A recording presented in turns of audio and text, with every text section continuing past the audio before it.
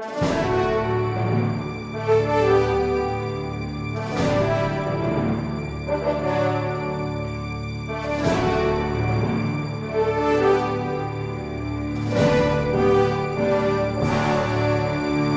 nome do Pai, e do Filho, e do Espírito Santo.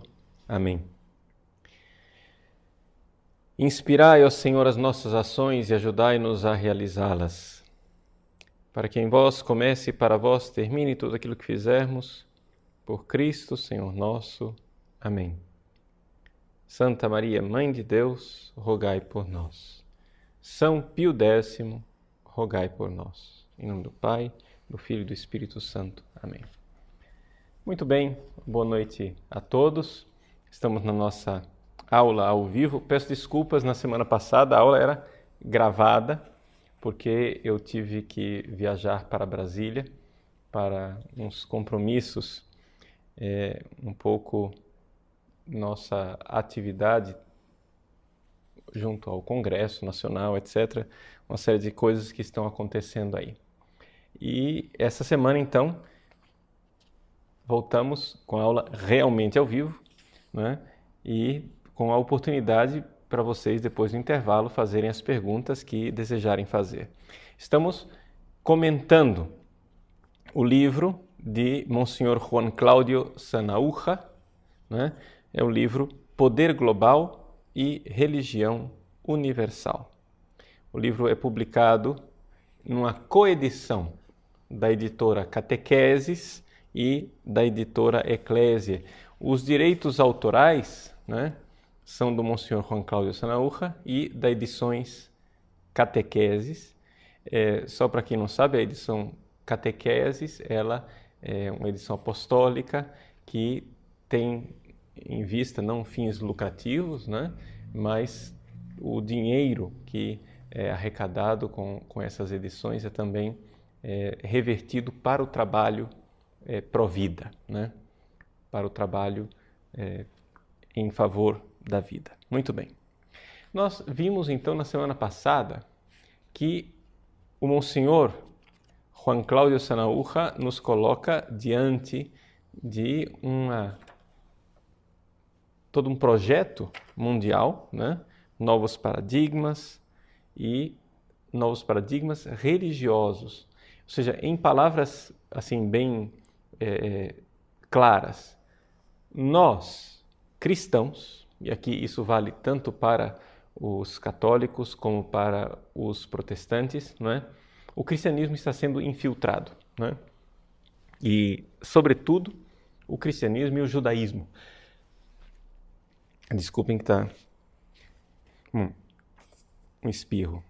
Mas então, o cristianismo e o judaísmo, sobretudo, por quê?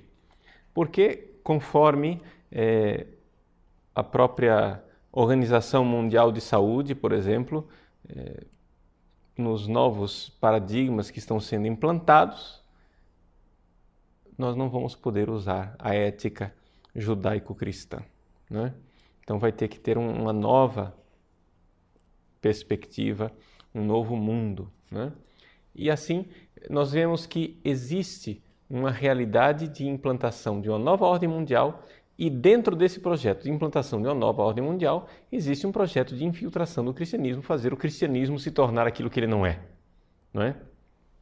Então, muitas vezes, os nossos padres, pastores, que são assim modernos, em sintonia com o mundo moderno, etc. e tal, que ensinam, né, aos seus fiéis toda uma visão crítica da realidade, na verdade estão servindo a um projeto internacional, né, de nova ordem mundial. Estão servindo a gente poderosa e não estão sendo nada críticos. Então vamos, nessa aula de hoje, uma vez que apresentamos um pouco o cenário, né, você teve tempo de adquirir o livro. Se ainda não adquiriu, aconselho a adquirir o livro e estudar, porque assim, nós estamos vendo que o livro foi fruto de uma longa pesquisa, muitos anos de estudo de Monsenhor Juan Cláudio. Então, Monsenhor Sanahúja nos dá, nos brinda com o fruto do seu estudo. Então nós podemos ver que não é uma teoria da conspiração, a coisa é muito, muito, muito documentada. Cada página tem 3, 4 notas, né, de rodapé, colocando onde é que está a documentação, de onde vem essas citações, ok? Então nós vimos, se você não estudou, pega o livro e estuda, né? Além disso, é importante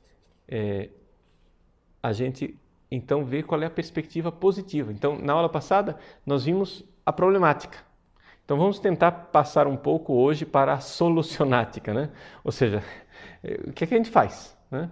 Bom, o passo que todos nós podemos dar é o passo de sermos cristãos verdadeiros.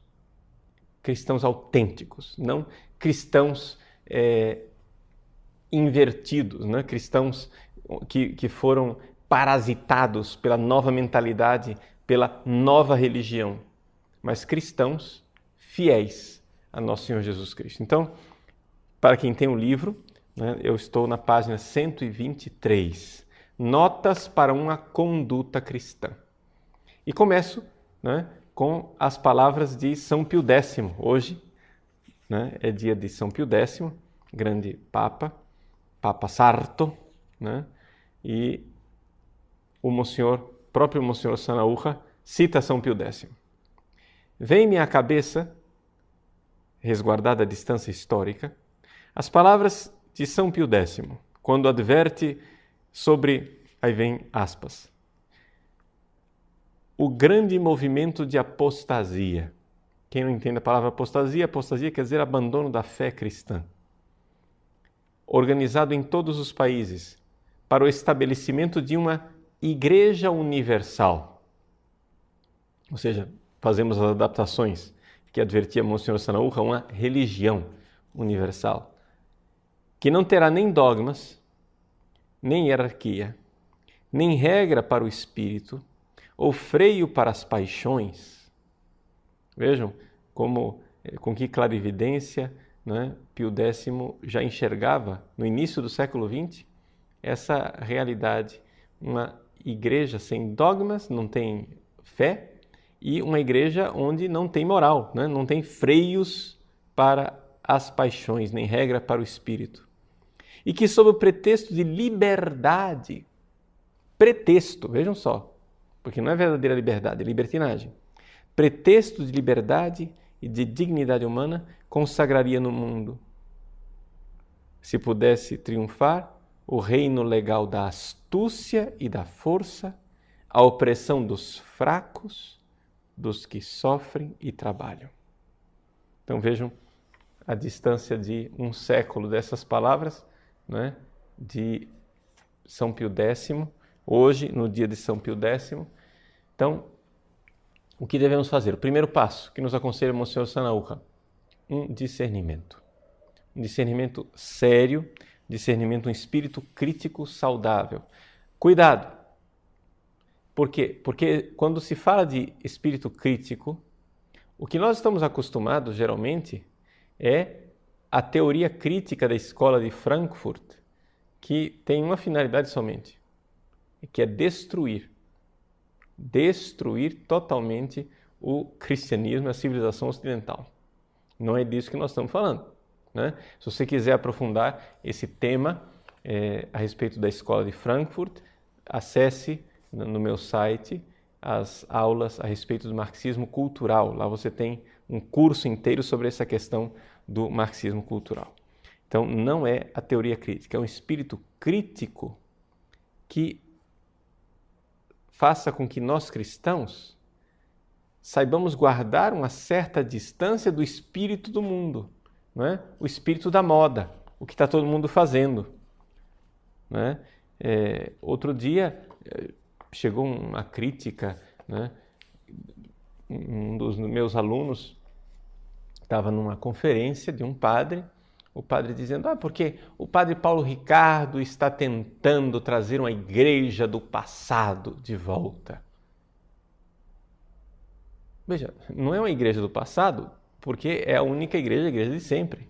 né? Ela é do passado também, mas é do presente, ela é do futuro. É a única igreja, não tem duas igrejas. Uma igreja do passado e uma igreja do presente, como se fosse uma igreja do Antigo Testamento e do Novo Testamento, né? A igreja pré-Concílio Vaticano II e a igreja pós-Concílio Vaticano II, né? Duas igrejas. Não tem duas igrejas, não tem essa ruptura. Existe continuidade. É a mesma igreja. Então, cuidado com essa mania de querer seguir uma moda, não, como se nós precisássemos nos distanciar o quanto antes do passado para abraçarmos o futuro. Não, nada disso. Tão melhor será o futuro da humanidade quanto mais fiéis nós formos a Jesus Cristo, ao Evangelho, aquilo que nosso Senhor deixou. Nós não temos que inventar, né, o cristianismo. Mas existe a invenção do cristianismo. E o que é a invenção do cristianismo? Vejam, página 124, Monsieur Sanaúja nos recorda aqui um retiro espiritual que o cardeal Giacomo Biffi pregou, né? Já sendo o Papa, o nosso querido Papa Bento XVI. Cardeal Giacomo Biffi foi cardeal de Bolonha, ele é proveniente de Milão, grande homem de igreja, homem de grande fé. Eu até acharia interessante, não é, que os livros do cardeal Biffi fossem mais traduzidos para o português, né? Aqui nós temos as coisas de cima, as coisas do alto, exercícios espirituais pregados em 2007 na presença de Sua Santidade Bento XVI.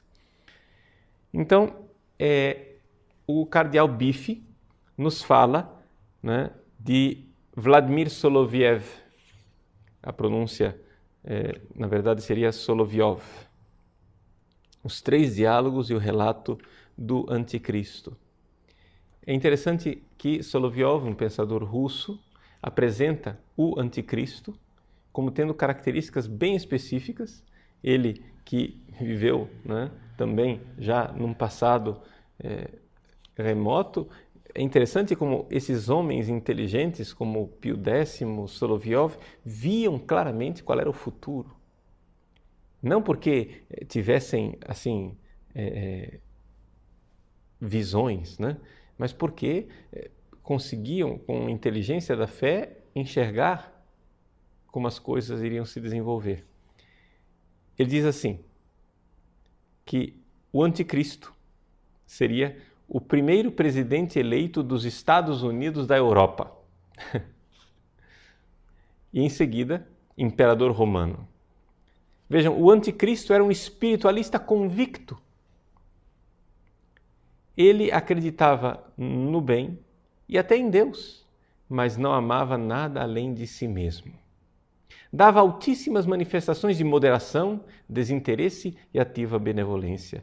Embora não tivesse hostilidade de princípios com Cristo, três coisas de Jesus lhe eram inaceitáveis. Olha só, o Anticristo não aceitava três coisas de Jesus. Vamos ver se nós conseguimos enxergar isso no nosso hoje. Primeiro, Cristo com o seu moralismo. Afirma, ou seja, toda a derrocada da moral judaico-cristã, né?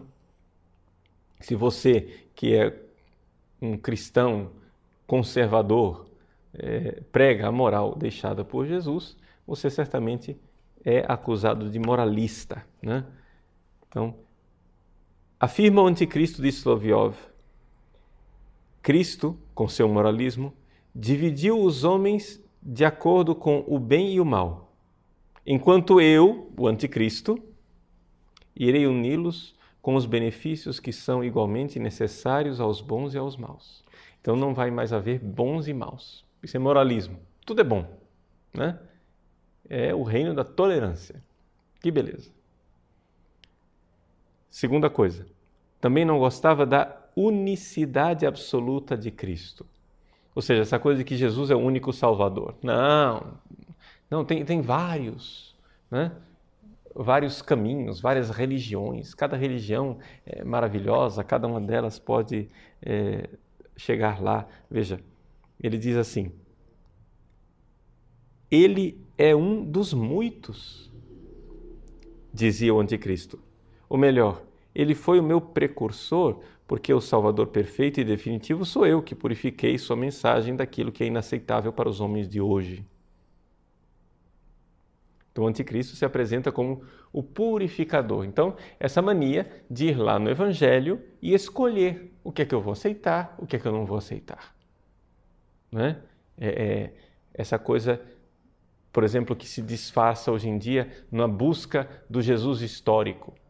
Onde você vai lá no Evangelho, não, essa frase aqui não foi o Jesus histórico quem falou. Isso aqui foi um acréscimo da comunidade. Agora, o que Jesus falou, esse outro aqui, ó. Então, cada um cria, né, o Cristo purificado na sua versão. Aqui estaria fazendo esse papel do anticristo de Solovyov. Em terceiro lugar, o anticristo rejeitava a ressurreição de Cristo. Ele não está entre os vivos, repetia. Não mais o estará. Não ressuscitou. Não ressuscitou. Apodreceu. Apodreceu no sepulcro. Vejam se não dá para a gente enxergar claramente alguns teólogos modernos, né, que dizem que acreditariam na ressurreição de Jesus, mesmo que encontrassem o cadáver de Jesus podre no túmulo. Né? Então, nós estamos aqui diante de um outro cristianismo. Né? Ou seja, não é o cristianismo. É o cristianismo parasitado pelo próprio anticristo. Muito bem. E então, a gente vê três características do anticristo. Eu não sei se você está entendendo o que é que eu estou propondo para você nessa aula. Eu estou colocando para você aquilo que é solução para os problemas. A solução para o problema, né, que nós temos aí uma nova ordem mundial, a solução é nós sermos profundamente cristãos. Né? Ou seja, precisamos voltar à igreja, à única igreja de Cristo. Ser verdadeiramente cristãos. Então, se nós formos verdadeiramente cristãos, esse império que está aí cairá. Cairá. Meus queridos, porque nós já temos experiência disto. Isso já aconteceu historicamente. Ou seja, o Império Romano veio com toda a sua fúria contra os cristãos. Muito bem. Onde está o Império Romano hoje? Em lugar nenhum. E nós, cristãos, estamos aqui contando a história. Não é isso? Pois bem, este império que está aí cairá. Agora, a sua queda depende da nossa fidelidade. Ou seja, essa nova ordem mundial cairá. Mas cairá, para que caia, depende de nossa fidelidade, de nós sermos verdadeiramente cristãos. Então, o anticristo, diz Solovyov, e é isso que eu quero salientar, ele tem três características. Ele é pacifista, ecologista e ecumenista. Não é? Portanto, se nós queremos ser verdadeiramente cristãos e não seguidores deste anticristo, precisamos ter cautela com relação a certo pacifismo. Nós cristãos, nós somos a favor da paz, mas não somos pacifistas, dizia Paulo VI. Nós somos a favor da ecologia, mas não somos ecologistas. Nós somos a favor de uma unidade dos cristãos na única igreja de Cristo, mas não somos ecumenistas dizendo que todas as religiões valem esse macroecumenismo, onde existem vários salvadores e mesmo que eu creia em Buda, em Maomé, em Confúcio, etc., estamos todo mundo unido. Não, nada disso. Nada disso. Então, vejam só. Como pacifista, o anticristo proclama: povos da terra, eu prometi a paz e a dei. E nesse momento amadurece nele a ideia de sua superioridade sobre o Filho de Deus. Cristo veio trazer à terra a verdade acima de tudo, e esta, assim como o bem antes de tudo, divide. Existe uma boa paz, a paz cristã, baseada na separação que Cristo veio trazer precisamente com a separação entre o bem e o mal, entre a verdade e a mentira. E existe a paz ruim. Quem está dizendo isso é o cardeal Bife. A paz do mundo, fundada na confusão e na união exterior do que está interiormente em guerra consigo mesmo. Ou seja, Cristo veio trazer a paz. Mas para que haja paz, é necessário dividir. É necessário entender que tem verdade e que tem mentira. Que existe o bem e que existe o mal. Agora, a paz que o mundo propõe, eu vos deixo a paz, eu vos dou a minha paz, eu não vou lá dou como dá o mundo. Qual é a paz que o mundo dá? A paz que o mundo dá é uma paz da confusão, onde tudo vale. É a mixórdia, tudo misturado. Não é isso. Esse pacifismo nós não aceitamos. Não é? Muito bem.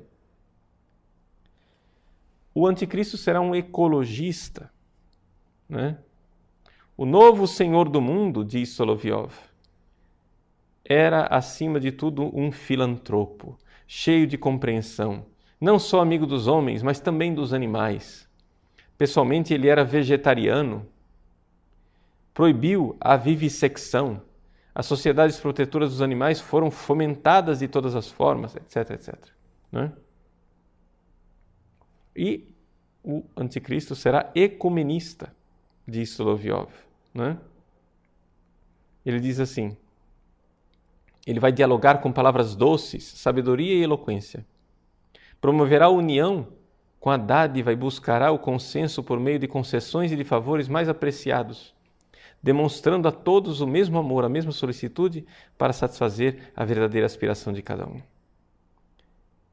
É um ecumenismo, diz o cardeal Biffe, exterior e quantitativo, que vai funcionar quase perfeitamente. As massas de cristãos entrarão no seu jogo.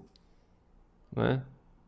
Então vejam, meus irmãos, aqui nós vemos essas características onde se apresenta a paz entre as religiões. Então, tudo vale. Mas qual é o preço desse tudo vale? É rejeitarmos Jesus Cristo como único Salvador.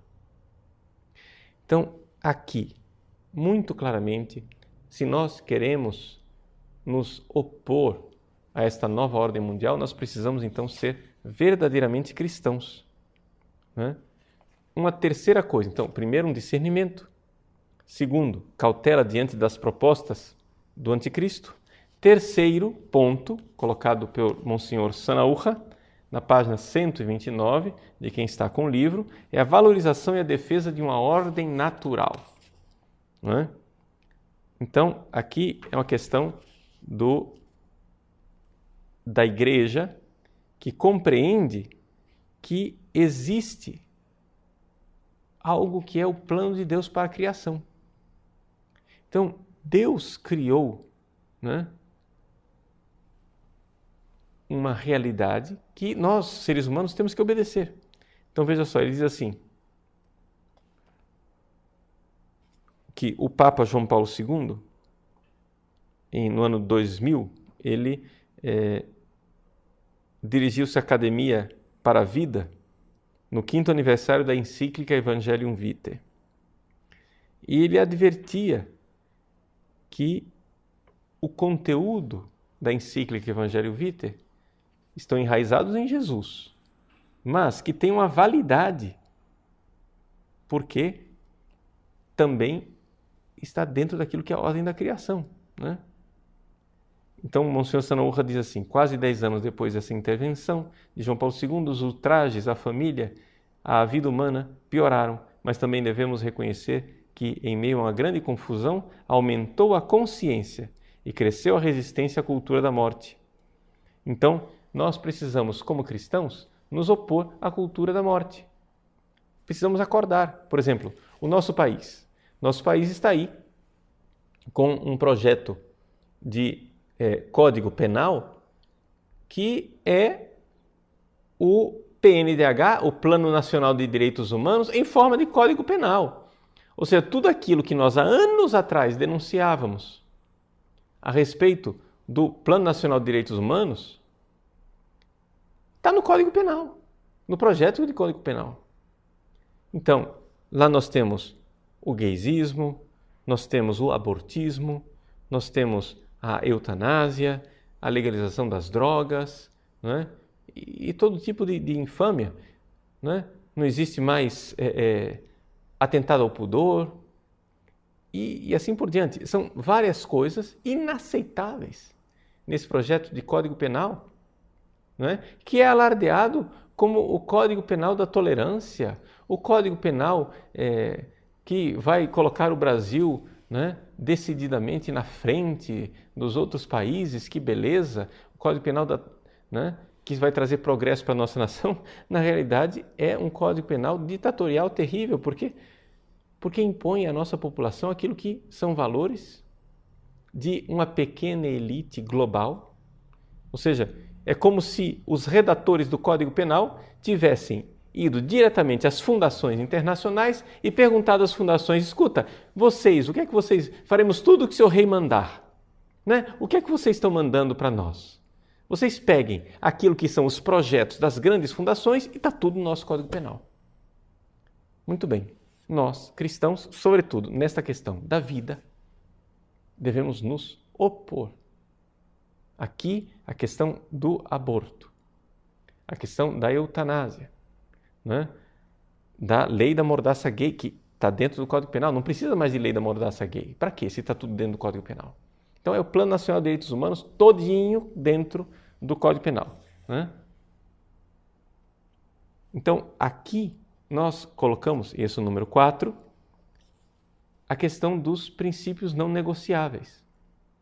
O Papa Bento XVI nos recorda que existem princípios que a Igreja Católica jamais irá negociar. Respeito à vida humana, da sua concepção até sua morte natural. Nós não vamos negociar isso. Que a família seja constituída pela união estável e indissolúvel de um homem e de uma mulher. Nós não vamos negociar isso. E a educação dos nossos filhos realizada pelos pais e não pelo Estado. Nós também não vamos negociar isso. Então, esses princípios não negociáveis, eles estão baseados não na revelação cristã, né? Mas estão na própria natureza da realidade, são algo que vem da moral, né? De uma moral que pode ser reconhecida por qualquer pessoa, mesmo que não tenha fé cristã. Estes princípios nós não iremos negociar, né? Então, o Monsenhor Sanaúja coloca aqui umas notas muito claras da Congregação para a Doutrina da Fé a esse respeito, aconselho vocês a lerem, né? Número 5, como solução para os problemas, o Monsenhor Sanaúja diz: temos o dever de nos opor. Portanto, leigos, né? Vamos despertar, nós temos que nos opor. Primeira coisa que deve fazer, se conscientizar do problema. Então, estude, né? Estude, compre o livro, né? Tirar da nossa cabeça, número 6, esse conceito de falsa inevitabilidade. Está cheio de gente assim, né? Outro dia eu estive no Senado para falar com leigos católicos ali, de boa vontade, gente catolicíssima, que beleza, mas eles têm um fatalismo, um entreguismo. Não, é inevitável, vai passar, vai ser aprovado, não adianta a gente se opor. Não, gente, não é assim. Isso não é um negócio inevitável. Não é inevitável. Os cristãos se opuseram ao Império Romano, o Império Romano caiu. Nós podemos nos opor. Agora, se ficarmos quietos, né? Se nós ficarmos de braços cruzados, se nós colocarmos uma lei da mordaça católica, aí não, né? Porque parece que está reinando no nosso meio, ao invés de reinar a mordaça gay na sociedade civil, né? É como se tivesse um cânon silencioso que não está escrito em lugar nenhum, mas é a lei da mordaça católica, né? Ou seja, todos os católicos devem ficar quietinhos porque é inevitável. Eles estão no poder e nós não podemos fazer mais nada. Não, gente, não é assim. Nós precisamos nos conscientizar e precisamos fazer algo. E o primeiro passo, né, para fazermos algo é essas realidades que foram colocadas por Monsenhor Sanaúja. Nós precisamos estudar bem, nos conscientizar desses 6 pontos, começar a passar isso para as pessoas, despertar as pessoas. O caminho é esse. Mas o que é que nós vamos fazer concretamente? A primeira coisa que vamos fazer é despertar o gigante que dorme. Então você precisa fazer o trabalhinho da formiguinha, de um por um, vai despertando os seus irmãos católicos, vai mostrando, olha, compra o livro do Monsenhor, mostra as coisas como elas são, né? Mande para os sites que estão aí denunciando e mostrando as coisas, faça um apostolado de ir conscientizando pessoas. E se você acorda uma pessoa, é uma pessoa a mais, né? Se cada um de nós acordar um, vamos ser o dobro. E aí vamos conseguir fazer algo. Vamos conseguir, né, deter esta realidade. Com a graça de Deus, evidente, porque não está tudo somente na nossa lógica humana. Se o Império Romano caiu, caiu por graça de nosso Senhor. Caiu por graça divina. Então, nós, cristãos, podemos contar também com a intervenção divina. Façamos nossa parte. Façamos nossa parte. E Deus será generoso também conosco. Então, vamos fazer um pequeno intervalo e voltamos já para responder as suas perguntas. Até mais. Nós voltamos então às nossas perguntas, né? Vamos iniciar com a pergunta do Júlio. O Júlio diz assim: Padre Paulo, o senhor acha que a nova era, ou nova ordem mundial, saiu da cabeça do homem? Ou no fundo é um planejamento muito bem orquestrado do próprio Satanás? Veja só, Júlio, a gente não sabe dizer onde é que está realmente a distinção, né, de papéis entre aquilo que é a própria maldade do homem e aquilo que é uma realidade satânica. Nós sabemos que o mal no mundo tem essas duas fontes. A fonte originária, né, de o mal ter entrado no mundo é Satanás, porque o pecado é uma invenção angélica, né? Foi Satanás e os seus demônios que inventaram o pecado. O homem caiu nessa sedução. Agora, nós vamos nos esquecer do seguinte, que nós, quando caímos nas seduções de Satanás, somos nós culpados daquilo que estamos fazendo, né? Então, na verdade, o que nós sabemos é o seguinte, tenha vindo de Satanás ou não, Satanás não é onipotente, né? Ou seja, há sempre uma possibilidade de o homem reagir diante dessa realidade. Por quê? Porque Deus não permite que sejamos tentados acima de nossas forças e porque a providência divina e a sua graça estão sempre presentes, né? Agora, o que nós temos que estar atentos é o seguinte, que existe uma tendência em nós de nos desanimarmos, porque é claro, o mal ele faz alarde, o mal ele faz barulho, né? Existe uma tendência muito grande da maldade ser bastante visível e perceptível, enquanto o bem não. Ou seja, você nota muito mais uma doença no seu corpo do que o seu estado de saúde, né? Quando você está bem, quando você está com a saúde 100%, para você parece uma coisa tão natural, né? Então, quando aparece a doença, você tende a notar mais a presença dela do que quando você estava no estado de perfeita saúde. É essa um pouco a dificuldade, que o bem, ele não faz alarde, né? Satanás faz muito barulho e Deus não. O pecado faz barulho e Deus não. Mas nós não estamos nos perguntando aqui se Deus vai vencer. Nós sabemos que Ele vencerá, mas não sabemos, né, de que lado eu estarei quando Deus vencer. Aqui que está a grande pergunta. Clau Lima. Talvez uma forma comum de pensar seja, se isso faz parte do reino do anticristo, e isso já está previsto na Bíblia, então não adianta fazer nada porque acontecerá de qualquer jeito. Está certo? Não, né? Não está certo, como eu dizia. Ou seja, existe uma realidade que está em jogo, que é o meu destino. Não é que não adianta fazer nada. Deus vencerá. Quando Deus vencer, de que lado eu vou estar? Então, cada um de nós deve encorajar as pessoas a lutar. esta vitória não acontecerá pelas nossas forças. Veja, eu não creio num triunfalismo, não é? Eu não creio que o reino de Deus será implantado pelas nossas próprias forças. Não é isto. Eu creio que nós precisamos fazer nossa parte para estarmos prontos para o reino de Deus que virá. E virá como um dom de Deus. Quer nós estejamos agora, já no fim dos tempos, quer nós estejamos no fim dos tempos de forma mais ampla, ou seja, que a história da humanidade está no fim dos tempos já faz 2000 anos, quer no senso estrito, quer no senso amplo, não nos interessa. O que interessa aqui são os fins dos nossos tempos, ou seja, eu morrerei. Portanto, eu deverei prestar contas a Deus do meu tempo, daquilo que eu fiz, né? Bombachim.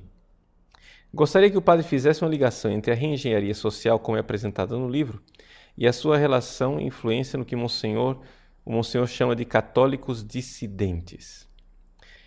Veja, esse catolicismo dissidente, ou seja, pessoas que insistem em se chamar de católicos, mas na verdade são apóstatas, não é?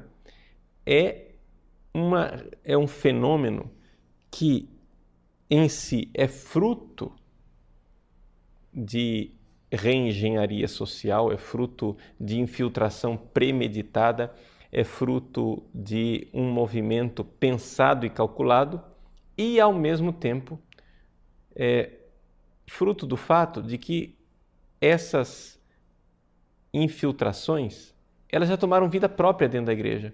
Então não é necessário mais infiltrar ninguém, né?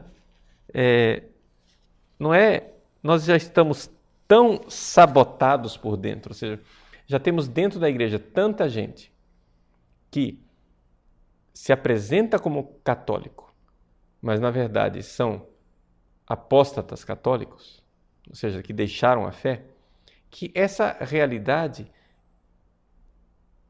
sim, faz parte da reengenharia, mas já criou também vida própria. Ou seja, antigamente eu tinha uma impressão de que esses novos poderes mundiais, alguma coisa assim, os poderes políticos e essas forças precisavam fazer uma pressão dentro da igreja. A gente vai amadurecendo e conhecendo e vê que, infelizmente, tem gente dentro da igreja que já obedece espontaneamente com um servilismo incrível. Não é? Não precisa ser subornado, não precisa receber dinheiro, não precisa ter interesses escusos e nada. A pessoa já entrou num servilismo espontâneo. Isso vem da reengenharia? Sim, talvez remotamente, não é? Houve todo um esquema de psicologia, de manipulação psicológica para fazer as pessoas serem servis assim, sem dúvida alguma, mas é um negócio que já criou vida própria, né? Criou vida própria. Então, assim, existe, infelizmente, dentro da igreja e nós precisaríamos de antídoto, né? O nosso site quer ser um pouco esse antídoto, quer acordar os cristãos, principalmente os católicos, porque é um site voltado para o público católico, mas também aberto para a visita de outros alunos de outras igrejas cristãs que desejem conhecer a verdade, né? Se nós católicos, que temos magistério, que temos hierarquia, estamos infiltrados, então você imagine os protestantes, né?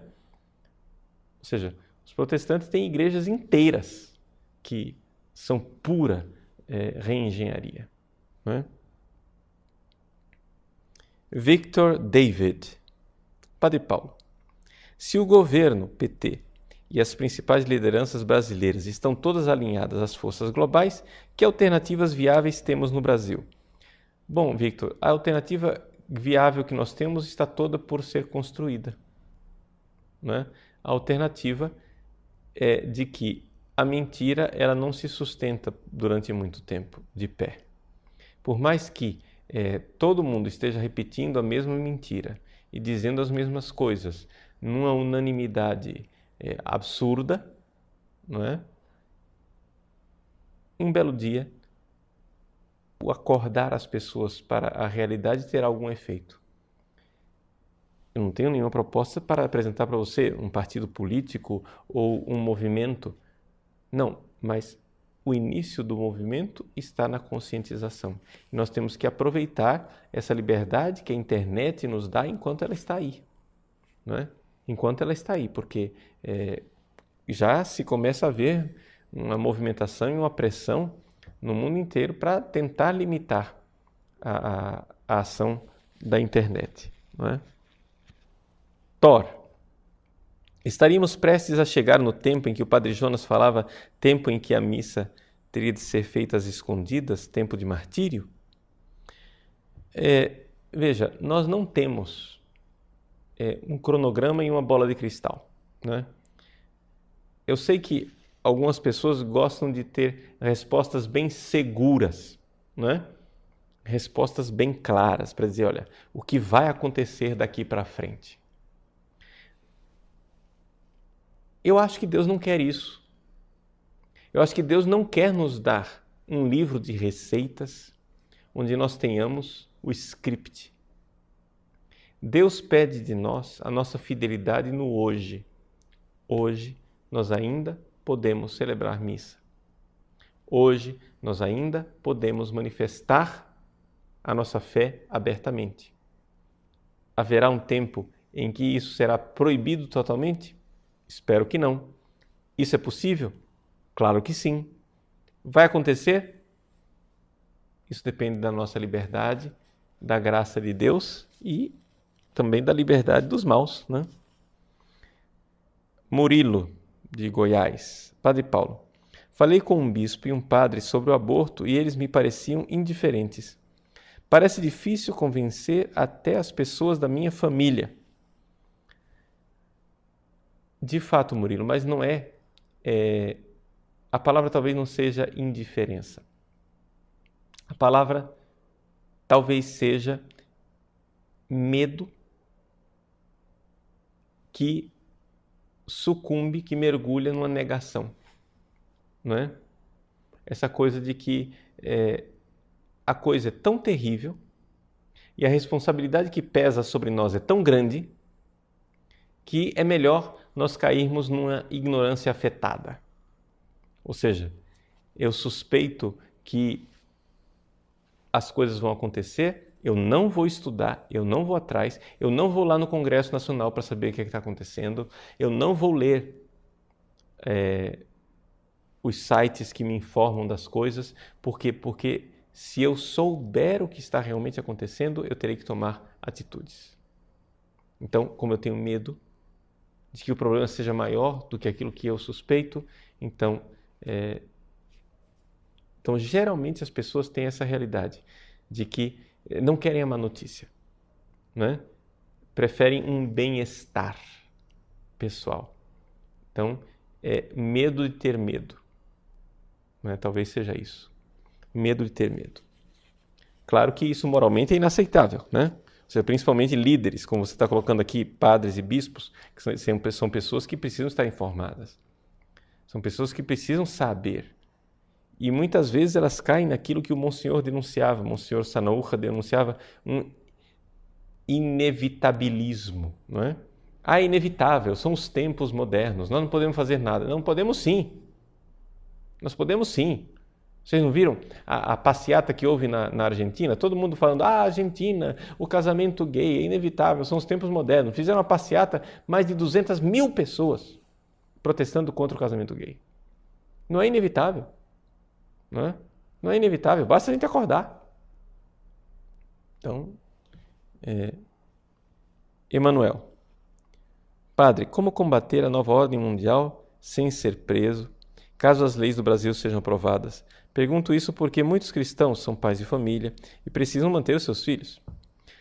Veja, Emanuel, é o seguinte, se nós já vamos partir com uma política de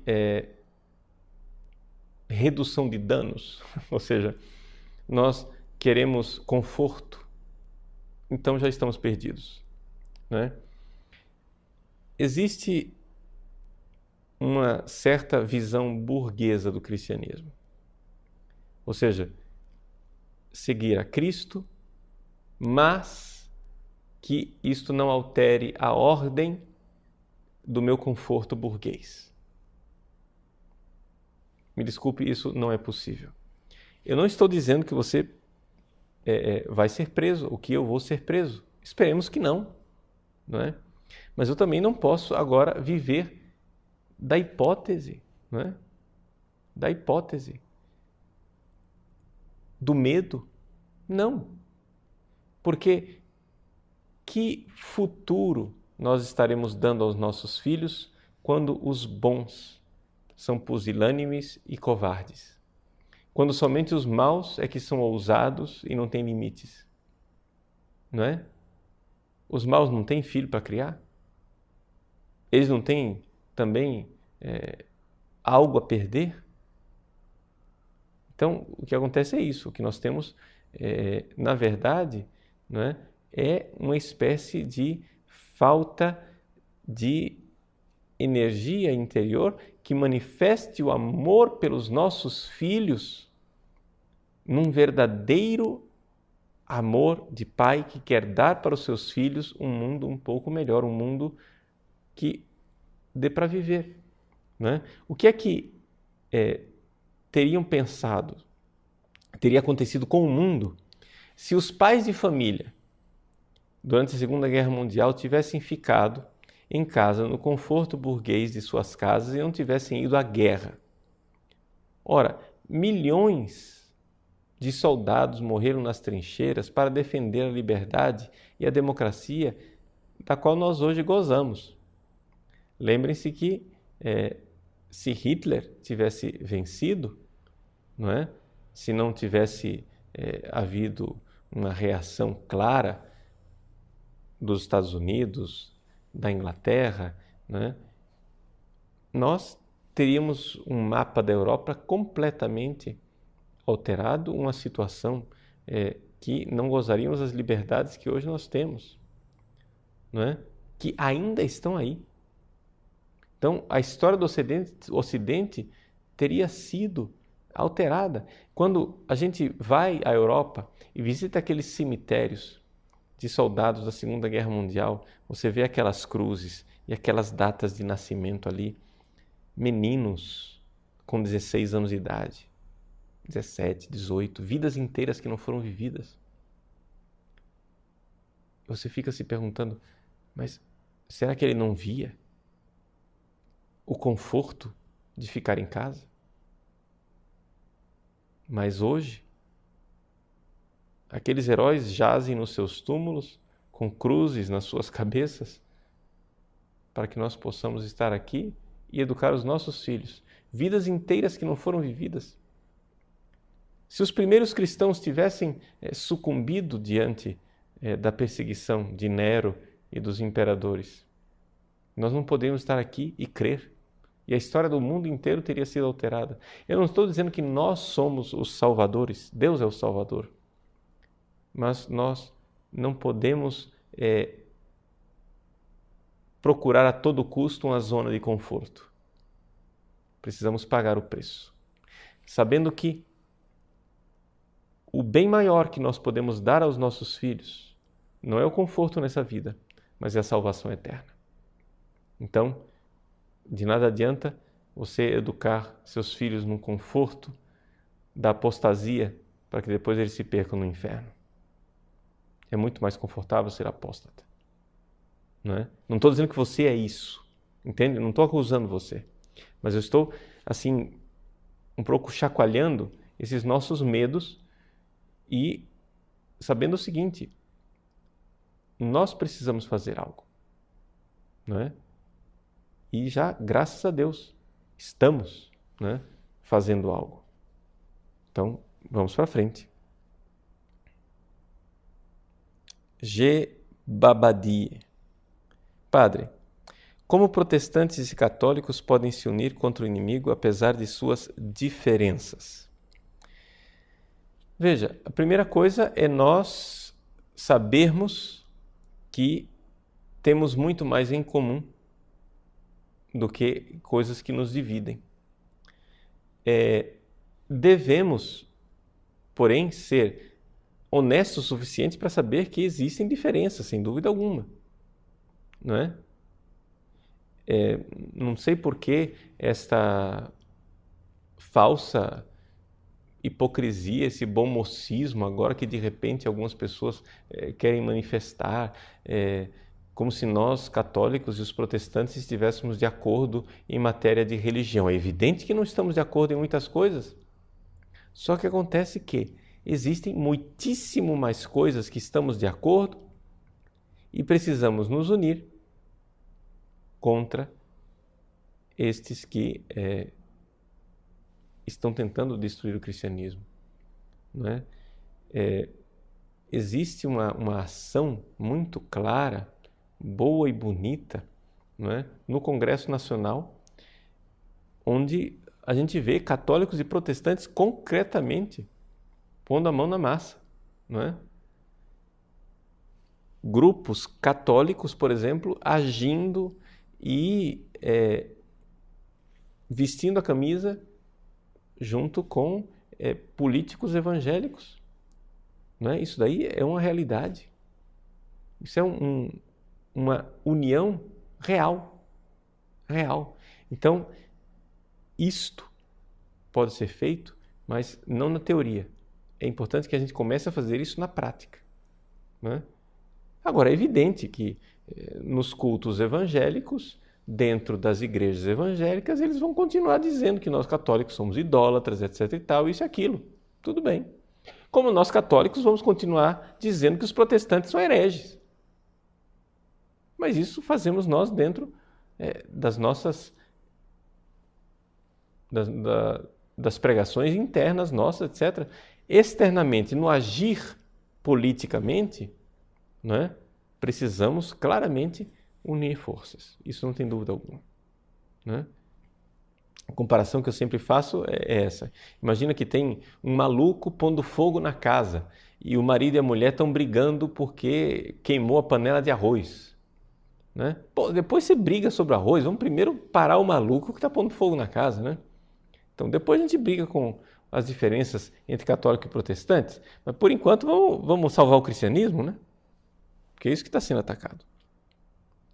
Ana, por que o Vaticano nunca faz nada de concreto dentro de tantos erros de padres que querem pregar uma nova igreja? Ana, veja, o Vaticano faz muita coisa concreta. Não é? O problema é o seguinte, é que talvez você tenha uma visão um pouco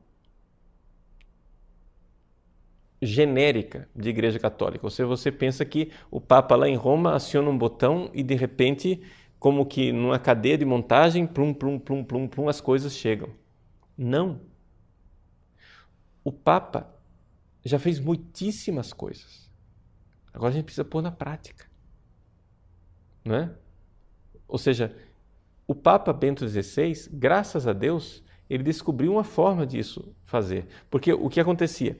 Entre as orientações que o Papa dá e o fiel católico concreto na paróquia, né, parece que a distância era muito grande. Né? E a coisa vinha tão filtrada, tão filtrada, tão filtrada que quando chegava na paróquia não chegava.